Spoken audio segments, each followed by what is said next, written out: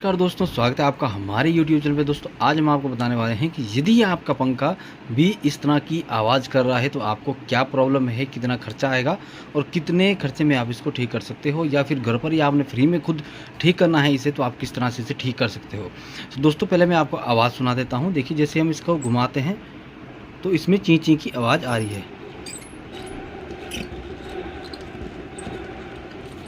तो इसमें इस तरह की आवाज़ आ रही है, तो इस आवाज़ किस कारण से आती है, क्या इसमें प्रॉब्लम है, तो इसको सारा कुछ प्रॉब्लम को सॉल्व करके आपको बताने वाला हूँ।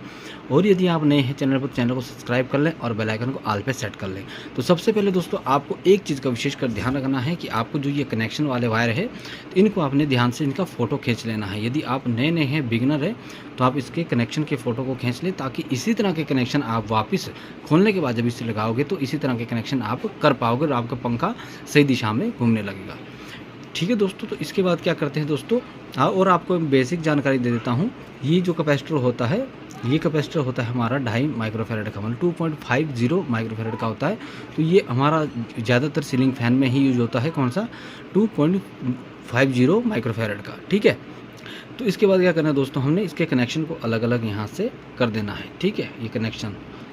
और यदि आप नए हैं तो आपको क्या करना है, इसका फ़ोटो खींच लेना है और कनेक्शन को बाद में फ़ोटो को देख करके कर लेना है।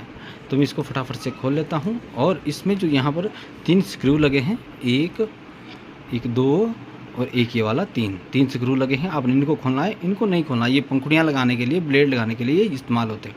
तो मैं इसे फटाफट से खोल लेता हूँ।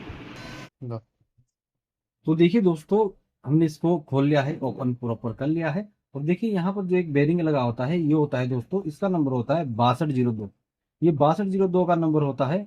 तो जो ये 6202 का बेरिंग है दोस्तों, अभी आपको दिखा लेता हूँ। इसी में से ये पूरा साउंड आ रही है, आप साउंड चेक कर सकते हैं। देखिए पूरा जाम हो रहा है। तो दोस्तों क्या है कि आपका ये वाला बेरिंग जो है पूरी तरह से जाम हो चुका है, पूरा का पूरा रोका हो चुका, अंदर से इसका ग्रीस जो है वो सूख चुका है।